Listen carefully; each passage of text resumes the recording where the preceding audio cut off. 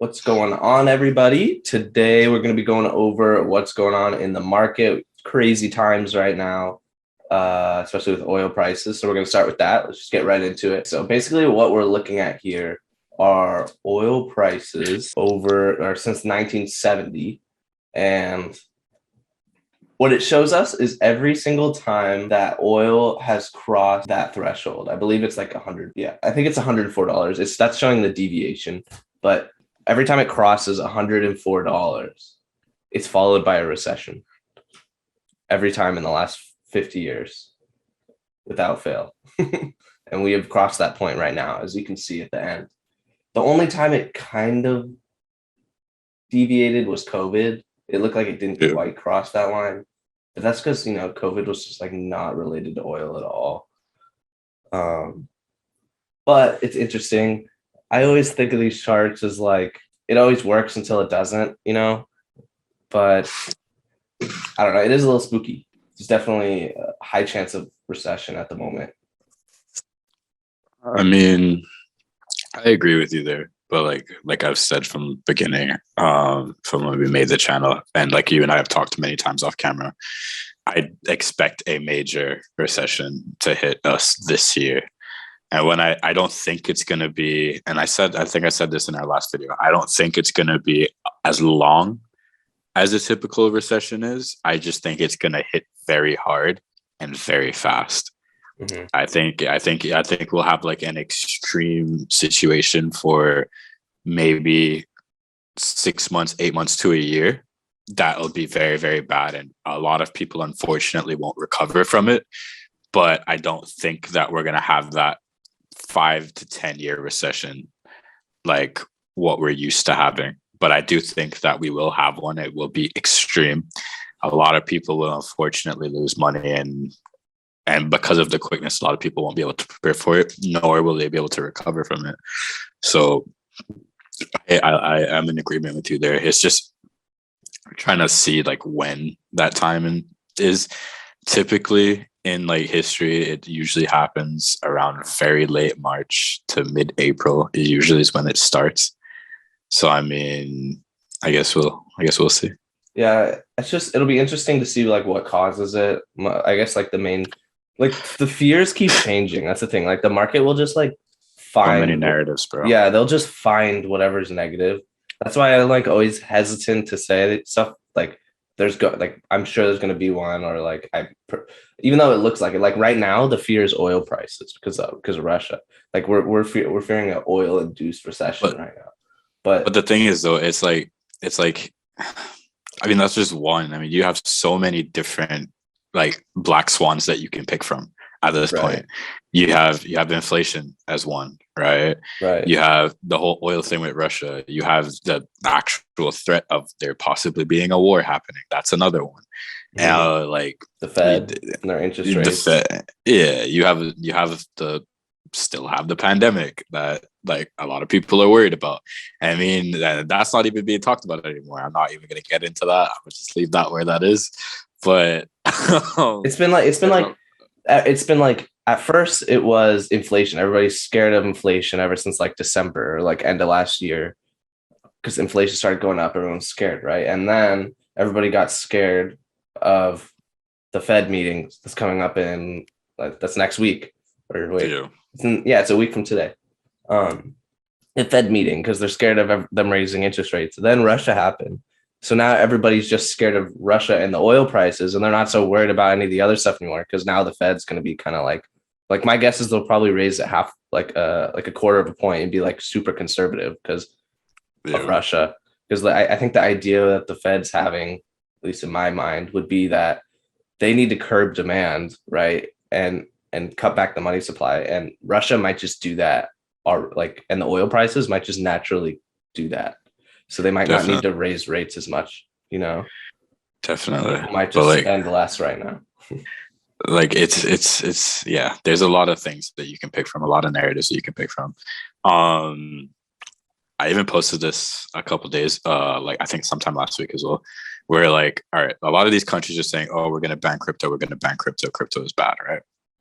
Now, a lot of countries in Europe actually had a bill on the table saying that they were going to ban proof of work cryptocurrencies, right? Because of energy consumption. But then look at what happened with the Ukraine. A lot of banks were offline, and what did they do? They had $150 million in donations through cryptocurrency. Yeah, crypto is not a scam. Clearly, if a country is literally, that's what they're using to airdrop money to whoever needs it. I mean, clearly it's not a scam at this point. Yeah, it was. I think it's such a good thing, even though this whole Russia situation has a lot of pain and suffering being caused to people. It's actually been pretty positive. It's been a positive catalyst for crypto for sure. It's shown a major use case that we probably didn't even notice before. Well, like when a shit goes wrong and all the currencies goes to shit, and there's like major geopolitical problems with trade and currencies and banks. Well, that's the whole point of allowed us to donate. But that's the whole point of you creating a CBDC, though. So when situations like that happen, you literally can just send it out whenever you need. Mm-hmm. So I mean, again, like Ukraine picked Stellar as their pick for their central bank digital currency. Did they? And that really? was done. That was done. Yeah, that was done years ago. So I remember you telling me that. They're building on that whenever they obviously sort their situation out. But I mean, that's like the whole thing. Like you have on one hand people saying, "Oh, crypto's a scam," and you have on the other hand, like countries are literally using it to give money to people. Yeah, it's clearly not a scam. Definitely not. Yeah. Well, I guess speaking to this morning, I woke up and looked at everything. Today, stuff is rebounding after like 4 or 5 days of just pain. Oil prices dropped a bit. They're still extremely high, of course, but they dropped, as well as Bitcoin started pushing up towards 44 again. Interesting. Very interesting. So I think we're gonna see that next tap of 44,000. See what happens, or at least somewhere up there. It's done it like 5 times. Yeah, literally, I'm looking at it right now. Oh boy, the highest wick out in that range is 40, 46. So if it breaks that like cleanly, I guess I can be happy, but not really, because it got rejected a shit ton of times, bro. It got rejected, like you said, 4 times. Yeah, if it breaks those levels, though, that looks pretty good. I mean, good. It could be the next run up to like the next high, right? Like 50. No, I don't think so. It has to break 48. Then 48 is really, really strong support.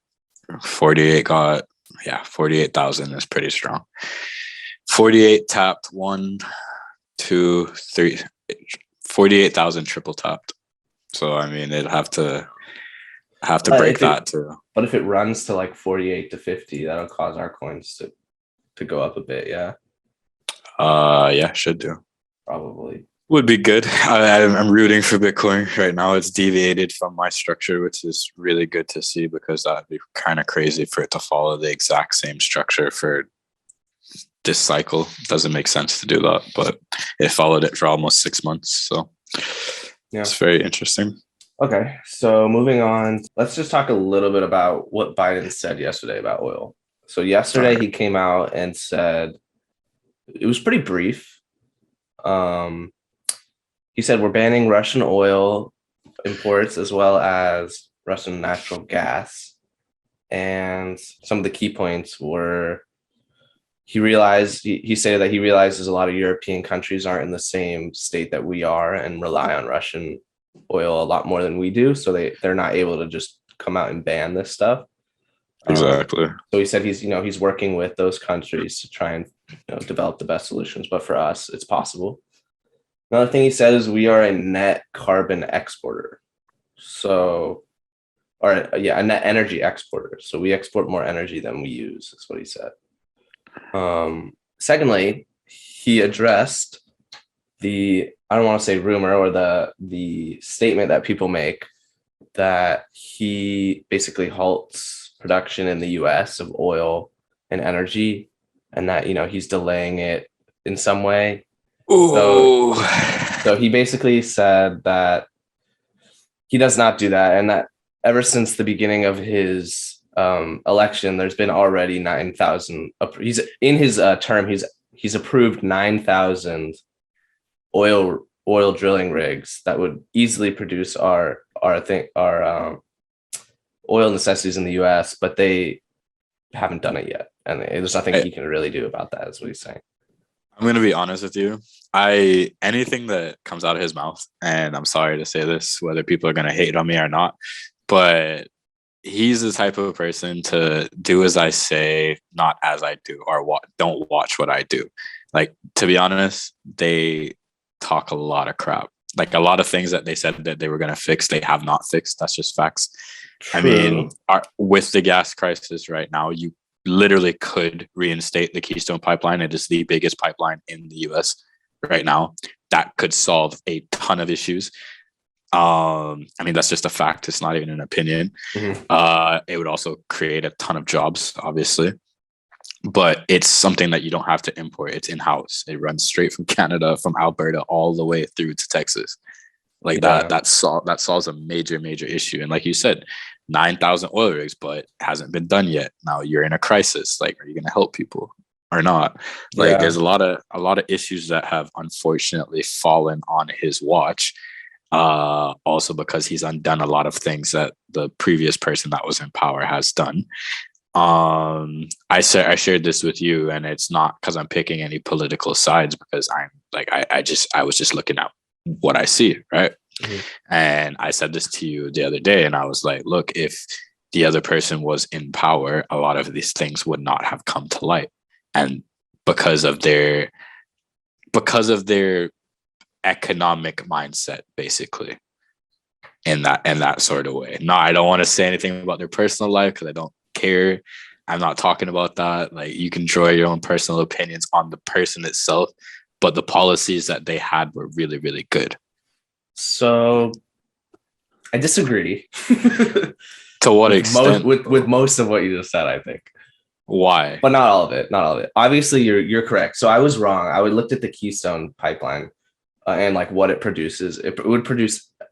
I saw a bunch of different numbers, but it was ranging from like 600,000 to 800, 900,000 barrels a day, which is actually really significant because I think the US uses like around 2 million a day. So that would be like, that's a good percentage of it. So that would help a lot. It's over 25. Right. So for sure you're right about that.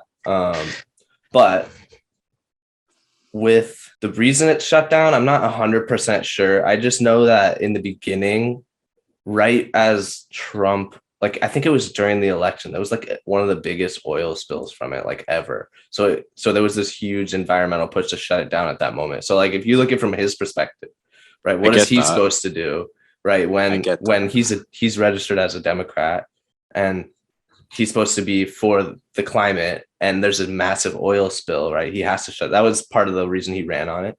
So that was to be fair. Yeah. To be fair, I get that, and I'll let you like finish. But I mean, at the same point, like, okay, cool. The climate is an issue. Yes, I'm not saying that, but right. I mean, you got literal people that can't afford to heat their houses or put gas in their car. So at that point, what do? You rather save your people or save the environment? Like, yeah, for sure. That's all. That's just saying like maybe back then. That doesn't even excuse why maybe he's not opening it now. Maybe it'd be a good idea to open it now. Yeah, that's what I'm saying. Like, he's been in power for a few years now. It's not like it was yesterday. Yeah, maybe like when oil prices weren't like this, like when we were fine, then he's thinking like, you know, why do we need it right now? Or like, all right, well, I don't know, but now but check this out though. All right, you and I literally do research on a daily basis, and you and I saw these issues coming years before. Like, you and I have had conversations about stuff like this, like last year before we even decided to ever do the podcast. Like, you and I always have these kind of discussions. Now, me and you don't have the kind of resources or the kind of inside knowledge to know things that are potential risks to governments and countries. Right. You're telling me that the powers that be don't know some of these things are happening? That's true. That's true. Well, that is one thing actually that I did surprise me about Biden this time was, do you remember like, it was like 2 weeks. I think it was 2 weeks before Russia and Ukraine war started. Yeah. Biden was like, everybody needs to get out of Ukraine like right now. Like Russia's probably going to invade. We're pretty sure they are. And then Yeah. a lot of other countries were like, nah, or like the threat was a lot less severe to them. But for whatever reason, the US was like certain that it was going to happen. And then it did. They almost called it to the day. And it was, Yeah. so I thought that was cool. Not that that's related to what we were just talking about, but No, um, definitely. I thought that was cool. But what I was going to continue on was for sure, maybe it would be good to implement it now. Actually, not maybe, it for sure would be good to start it now, the pipeline. But for when you said that if Trump was president, then this wouldn't have happened. So this is the reason I disagree with that. Is because from my understanding, there's a lot of evidence that at least our government has released that shows that Russia's kind of been planning this since their last invasion, which was in 2014, that they almost had this Ukraine invasion planned back then because, you know, they're trying to reinstate the Soviet Union. What year did you say? I think it's 2014. I want to say the country they raided was Poland or something. No, not Poland. Not sure, but all right, go ahead. I want to ask. But it was a full-scale invasion, just like Ukraine was in 2014, and the markets spooked like this also. Okay. And it was that also had nothing to do with political leadership. That was simply from Russia and oh, fuck, I gotta look at which country it was. Oh, it was a part. Oh, it was in Ukraine. Yes. Okay, there you go. So he invaded Ukraine in 2014. What party was in power in 2014? It's not about the party. It does though. It has a lot of political stuff to do with it. We were also in war at that time. I could share it with you off camera if you want, but I mean, I'm just saying it's very coincidental that both times invasions have happened, Democratic people are in power. So, okay, I get you, but maybe explain what would they have done differently? Like, if Russia's going to invade no matter what, then it wouldn't be the fact that the war wouldn't start or would. It would just be how we react to it, you know? Like, not necessarily. I could get behind saying that like Trump or a Republican might have handled this differently. But that's what I'm saying. So all right, so not the partnerships, but the way that the situation could have been mediated would have been completely different because you have opposing policies. They don't agree on the same thing. They're like literally opposites of government. Like they operate completely different. They don't operate as the same. So certain Republican policies work better for the global economy, which would stall these things. Not saying it would completely take it away, but they would be a better handle situation for it. I don't know, in my opinion, versus Democratic policy. Bro, it's literally facts. Just look up the things that were done on an economic level when Republicans are in power versus Democrats. Okay, the economy always goes down when Democrats are in power. No, I get that. I get what you're saying. I don't just necessarily disagree with Republicans versus Democrats' effect on the economy. I'm specifically talking about Ukraine because like an economic policy wouldn't have changed this, you know, like from my viewpoint. Why they want to invade Ukraine? They wanted to invade Ukraine because Ukraine wanted to be a part of NATO, are being forced to be a part of NATO. We don't know. And Russia doesn't want them to be a part of NATO. That's true. So that's definitely part of it. That's a major part of it because if they do that, I explained this to you. That's like, okay, if Russia goes and sets up camp in Canada, right? Yeah. That's putting Russia's forces in the US's backyard. Right. No one wants that. Mm-hmm. So now if Ukraine goes and joins NATO, you're doing that in turn to Russia. You're putting a US base in Russia's backyard. Yeah. Obviously, they don't want that because they don't fuck with each other. Right? Like Russia dumped all of their US reserves and switched it to the euro recently, right? Uh-huh. And if you look at like when me and you were talking about it the other day, you saw the nations that didn't agree with the sanctions on Russia or said that they won't have any part, which was South America, Brazil, China, and India, which are all in partnership with Russia and a part of the BRICS nation. Yeah. So if they feel like they have this threat in their backyard, obviously then yes, that it's warranted for them to want to step in because they took over Chernobyl, which is a big nuclear site. But if the Ukraine was to go with NATO, then that gives US access to all of that stuff, which Russia doesn't want. Right. So what You know, where was the mistake is the question. Because like my view in Biden and our government's whole response to this Ukrainian conflict has been, in my opinion, has been largely positive. Like they've almost done everything right except one thing, in my opinion, which was before this even started, they should have come out, not only the US, but especially the US, should have come out and said, we aren't going to allow Ukraine to join NATO for 10 years or something. Well, see, that's exactly, what should have been I mean. done. But here's my thing of what I'm saying is, okay, Trump and Putin would be able to meet in the same room and get on a call and come to some resolution, right? Biden and Putin won't do that. They won't talk to each other. They condemn each other because they don't fuck with each other. Literally. Yeah. That's so you're not going to come to some resolution. And people think that, okay, I'm saying it because of like what I know from certain sides of the world. And I'm just going to say this because it is a fact. A lot of what's being released in Western media on that side of the world is very, very different to what's being released in Europe. Like they're not the same things. For sure. They're two completely different things. Right. Mm-hmm. And I'm not talking about what's coming out of Russia. I'm just talking about what's coming out of other European countries. For sure. So the full story isn't being told per se, but people like in the Western side of the world, people are made to seem that Putin's like some weak ass dude, but this dude's very smart. I'm not taking his side by any means. It is fucked up. A lot of people are dying. Yes. But he is extremely smart and has a lot of previous knowledge. Now, Russia is ran like they ran like the mob, bro. We already established that. Russia is ran like the mob. But Putin's not someone that you really want to fuck with. You know what I mean? Yeah. But I just you're totally right. Yeah, but him and Trump would have been able to have some sort of dialect or some sort of conversation because whereas they are different, they are able to recognize business. I don't know, bro. The fact that we don't have Trump as a president during this, like, is to me, like, if Trump was president right now, it'd be so scary. Like, it would be so scary. I would be so scared something's gonna happen. As soon as one troop touches down in Ukraine of ours, that's World War III.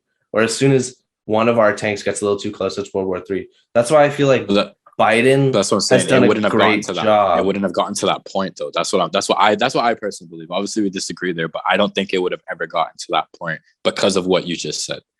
Because maybe they definitely should have done that. Would you have rathered a war and completely fuck the economy for everyone on the globe, or it probably would have gotten to a point where, okay, we butt heads, let's talk this out. You know what I mean? Yeah, it's just like I don't like NATO or Ukraine wasn't even gonna join NATO. Like they aren't even a fully democratic country, so like they weren't even able to, I believe. So like I don't know if it's like a party thing, like that would have, like if maybe Trump or a different Republican or whatever would have come out and say like, we're not gonna they're not gonna be part of NATO for 5-10 years or whatever to kind of cool down the war. It's hard to say that like a Republican would have done that. That's not even like a party thing. That's more of just like if you're a smart enough, calculated person, which I mean, it kind of does go with your party though at the end of the day, bro, because you have foreign policy. And if your foreign policy is good, you'll be able to negotiate certain terms. You'll be able to give people certain things.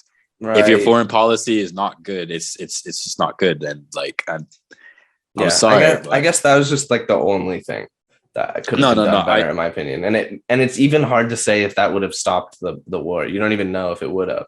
It might wouldn't have, but I would have sided more on that side than what we have right now. I agree. But also the thing is though, is like as soon as the war started, no matter what president you are, you would have done the same thing Biden's doing right now. If anything, you'd be less severe than Biden because Biden's been the sanctions that he's been putting have been like crazy, like some of the strongest sanctions literally in US history. So like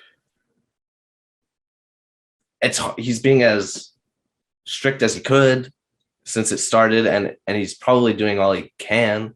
Like what could you do? He's sending mass weapons, he's sending if people who say he's weak, he's sending mass amounts of troops and equipment and airports to all of our allies. So let me ask this then. You are the leader of the free world. The US is the free world. We can agree to that, yeah? Yeah. If you, as a country, see yourself as a superpower, why would you not force him to meet then and come to some resolution? Because other countries have done that. Like that's how they if you want to sort the issue out, you have to go to the source and work it out that way.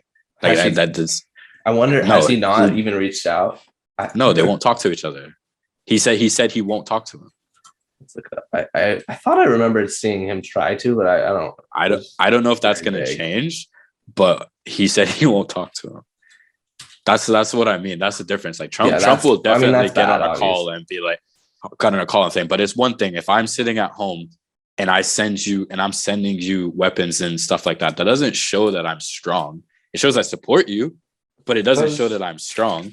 And if I'm the biggest superpower in the world, I have the ability to have some sort of dialect that will be able to stop it. This is why I'm talking about foreign policy. It's not just a conversation between you and me. It's I can give you something or bring something to your table that will cause you to not do what you're doing. Yeah. But I mean, if I'm just sending weapons and stuff that way, it's like I'm supporting you, yeah, but you fight your own fight. Yeah. Yeah, that's true. Because if they really wanted to, the US could deploy troops right now if they wanted to. We all know that. To Ukraine? Yeah, if they wanted to, they could literally put them on the ground right now. I mean, they're deploying. There's troops all over that area of ours. It's just they're not on the ground though. They are. They're in there. They're in the NATO. Like all of the surrounding NATO countries, we've been sending troops there. No, but that's what I mean. In the case of a full scale invasion, like okay, the whole of Ukraine is not being invaded. First of all, it's just like that one little part, right? No, it's the whole thing. I thought, bro, the Ukraine is massive, bro. Look, just pull up a map. I thought if you look at like the invasion that they did, it's from literally all sides. They even came from the ocean side. Yeah, but it's not the whole of Ukraine because I have a friend that plays basketball out there and he's still playing right now. So it's not the whole of Ukraine, bro. Yeah, it's not the whole of Ukraine. I obviously I checked on him. I was like, "Are you good?" He's like, "Yeah, bro." Good? I see. So it's majorly the east side. Yes. And the west side, Poland, is a NATO country. So obviously they want Chernobyl to stay within the power of Russia, right? Yeah. So yeah. So it's not the whole of Ukraine. It's just a certain part of Ukraine. It's just like the entire east. Pretty much, yeah. But you also gotta remember that the Ukraine used to also be the Ukrainian SSR. Yeah. Back in those days. So they were a part of Russia at some point. So yeah. But that's what I'm saying. It's where the fucking all the nuclear shit is what Russia wants. They don't want the whole country. That's what I'm saying. Like when I hit my boy, he was like, yeah, bro, I'm good. Like nothing's happening over here. I was like, what the fuck do you mean? Like there's a lot of stuff happening. But he was crazy. Like, nah, he's chill in his area. So I was like, that'd be like if where I like in California, I'm chilling in California and on the East Coast, there's just this massive war where everywhere's being bombed. And I'm just like over here playing basketball and like Laguna Beach. Well, that's the thing though. Like if you're in Laguna Beach and then someone's getting like a bombing's happening in San Fran, like you wouldn't know about just it. Just like planes flying over you. Like you wouldn't see an airstrike happen in San Fran. Or you wouldn't even see one. Well, you probably would see it in LA, but you wouldn't see an airstrike happen in San Fran if you're in Laguna Beach. You know what I mean? Like you'd have absolutely no idea what's going on. Like, but that's what I mean. It's like, I mean, when you think about it, there's a bunch of countries like that, bro. Like look at the Koreas. You have one side that's a complete like dictatorship, and then you have the other side that's like completely just chill, relaxed, have fun with yourself. Yeah. Like, but that's what I mean. So it's like you got situations like that. So the only reason why I was saying that is because I know that if you offer something to someone that will help them on a certain level, they'll take that and then they'll just say, all right, you know what? I don't want any more beef because it's not going to help anybody. Yeah. Yeah. I could get behind the fact that like definitely there probably could have been better foreign like communication or because I was just looking it up and like efforts from our government to to try and reach a resolution, with Yeah. Russia. But I was just looking it up, and it says that Biden, before they invaded, like in February, when they were like saying that they were going to, he said, "I'll meet with you as long as you don't invade Ukraine." Like, I'll meet with you to try and stop this from happening. And apparently they did meet, and then he still invaded. Yeah, because he probably I like, don't fuck think they've you. met. No, definitely. But like even So like yeah, for so sure, like I'd agree. but also like some of the surrounding countries, like they all say that they support Ukraine, right? And this is just me like Literally, the whole world supports yeah, Ukraine. they support Ukraine, but they say they support them, but they're not literally they're gonna provide them with stuff, or they're not actually gonna get involved. Right. Because all right, for example, Russia provides 32% of all gas to Germany. Mm-hmm. They're not gonna fuck that up, bro. Right. For sure. They're not gonna fuck up the money, bro. Like, I'm sorry for dropping the F bomb, if you're watching this, and if anyone else is Dude, watching I've just stopped caring. but they're Just not gonna fuck up the money, bro. Like Yeah. that's the reality of it. So it's like a lot of countries saying, yeah, we stand with you, but the moment that they actually like get involved with military, then we're gonna have a full scale war, and I don't think Right. it's gonna get there. I hope not. That's what I would be Well, really scared of if Trump was. I don't know. I'm not even saying it would happen. It's more like he's so like an unpredictable figure that like he's it would be unpredictable, kind of but scary, especially like because he's said like, oh, like bomb this or bomb that. Like, and no, he no, did. of course, but they didn't have like, all right. Did you know this though? Like, all right, a lot of people shit on Trump for saying that he's gonna bomb this, he's gonna bomb this, and I'm not defending the man. I'm just saying what happens. Mhm. People paint Biden as this peaceful old guy. He's a war vet, first of all. Secondly, the U.S. has been bombing people these last 2 months like regularly. They've been bombing Really? in the Middle East. Search it up right now. In the Middle Middle East, the U.S. has been like secretly bombing people consistently for weeks and months, I didn't bro. even know. I thought we completely pulled out of that. Nope, it's been going on this whole time. I can send you all the stuff that you need. Yeah, it's true, but I mean, But I'm saying I don't on know one what it would compare he's to. on Is Trump's no, like but I'm saying is on one hand he's condemning certain things, that actions that Trump would take, right? But the difference is Trump would say these things publicly. I'm not saying it's better or anything like that, but he's not unpredictable if he's actually physically saying it. You know what I mean? yeah. But versus Biden, that's been secretly continuing to bomb the Middle East consistently That's ever not good. since I don't know all why of we're this. still doing that. Bro, they're literally dropping them like weekly.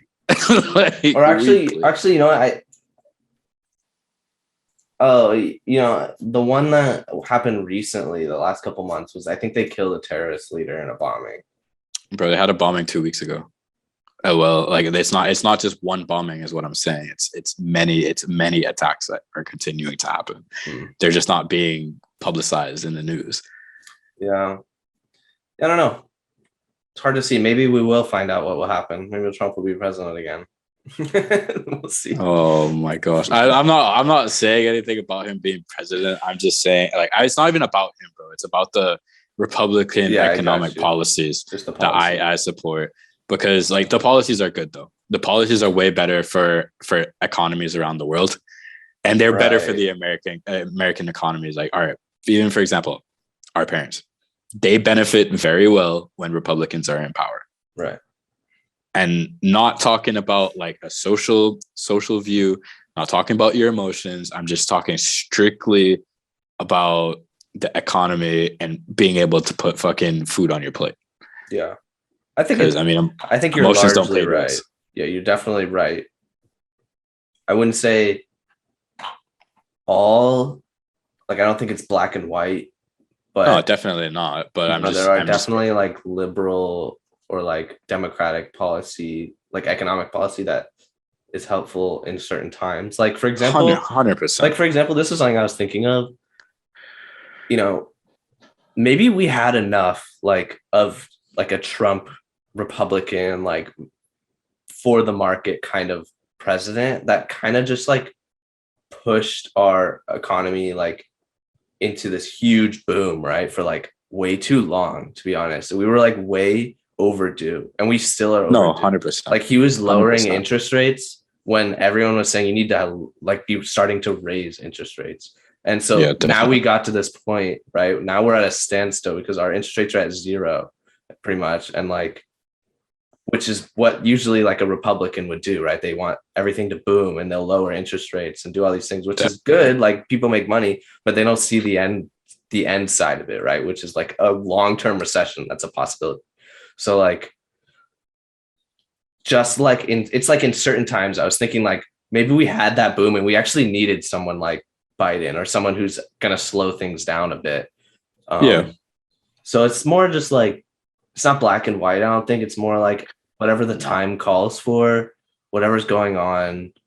I do think though that people wanted him out of power so bad that for sure. Yeah, that they wanted him out of power so bad that they were willing to jump at whoever was next. Like I'm curious. I wonder what would have happened right now if Trump was president. I wonder what he would be doing with like inflation and advising the Fed. I wonder what he would be doing. The only thing I would say him in regards to that, and that's the only thing that I would say he'd probably do that well, just because of being a business person. Yeah, maybe. But I wouldn't, even if it wasn't Trump, it could have been another Republican. I would have said that we'd probably be better off. Now, don't get me wrong. I am not like, again, and I just hope people listen to this objectively instead of just forming opinions. I'm not talking about social stuff and whatnot, because to be honest, and you guys see the color of my skin, I'm not even going to get into it, but Biden hasn't done a great job about stopping that stuff either. Let's just be honest. I mean, that stuff has gotten just as bad as when Trump was in power. And I'm not speaking from opinion. I'm speaking from experience. So like, yeah, I mean, that's just facts. It doesn't matter who's in power. That shit's never going to stop. Like, that's just how it is. So like when we have the big social justice movements and whatnot, I'm sorry to say it doesn't do shit. Like, that's just the reality. Like, I live it. Paul knows I live it. Like, I mean, obviously you guys see the color of Paul's skin and my skin. Paul's my brother. But I mean, that has not, like, doesn't matter. But that shit doesn't matter who's in power. It's just how it is in the US. It's just is what it is. Yeah. But yeah, no, I think in regards to the interest rates kind of stuff, I think it would have been handled a lot better, because I mean, Biden also did disappear for a little bit a few weeks ago. And I mean, even listening to him speak, bro, like he goes absent so much. Yeah, that's true. And that points to like early Alzheimer's and stuff like that. But that goes back to another conversation we had, that we shouldn't be electing fucking 70, 80-year-olds to run countries. So I mean, that's true. That should be an age limit, not a age minimum. That makes a lot of sense. And it's like, I try to remain as objective as I possibly can when I do my research. But when you're giving a speech about very crucial things happening in the world, and you lose your train of thought as the leader of the free world, that's not a good look. For sure. Yeah, agreed. I mean, yeah, I don't know. Yeah, we'll see what happens. We got a lot to unpack in the coming weeks. We'll see. We're probably how this ends. All gonna die. Yeah, we'll see how this ends. It's hard to see an ending, to be honest. I mean, like I said, I think that it's going to be short. People like ourselves and our listeners that have crypto will be a good way to save yourself from a lot of trouble, because one thing I will say that will come out of an economic crash are regulations for cryptocurrencies. I mean, Ukraine using crypto was probably the biggest tester. If I was to find some silver lining, probably the bigger tester to see how it would be integrated into a society. Obviously, it worked because they were able to airdrop all that money across to people that needed it. So, I mean, you just put, $150 million into the economy in less than 24 hours, like without using a bank. That's a pretty big deal. Yeah, it is. You know what I mean? So that's a pilot for a central bank digital currency right there, that you're able to just drop money digitally to your citizens and stuff. Right. But it also shows that the system works. So I believe that cryptocurrency will definitely come out of regulations as as a big main thing, obviously, when they get all their framework together. So people that hold, ISO compliant cryptos will definitely thrive after regulations, because they will pop off, because that's when you'll see the mass adoption happening by these countries. You and I obviously had those conversations off camera. Yeah, that's definitely a thing. Commodities will pop off as well. So silver, gold type shit. Yeah, that's true. They are popping off. Just a bit. Ah, Gold's high right now. It's over Yep. $2,000. Yep. Okay, I think I'm gonna end with this. I go. Crypto will be the 12th sector of the S&P 500. I agree with that. I'm not even gonna say anything. That's facts. Yes, you guys will see it. That's facts, bro. Everything is getting tokenized. I just hope you guys know that. Literally everything is getting tokenized. Yep. Just like you can buy oil and like gold and commodities is a section, crypto is going to be a section for sure. Facts. You're gonna have, bro. It's gonna be crazy. You're literally gonna have tokenized stocks, tokenized real estate, tokenized security, tokenized everything. And especially with the metaverse coming into play, people forget about that, but that's right in the background coming. That's coming fast. Yeah, a lot of superpowers are in the world are saying that it's going to be $1 trillion industry, which is a fact. It will, but that's coming. That's coming. All like, right. Yeah, I won't even say that, but yeah. Any last words? Nah. Strap up, get ready, enjoy the ride. Don't lose your minds. Let us know if you have any questions in the comments. Yeah, anything you want us to talk about, anything you want us to cover, we'll answer it. Make sure you subscribe, hit the notification bell, and we will see you next time. Later.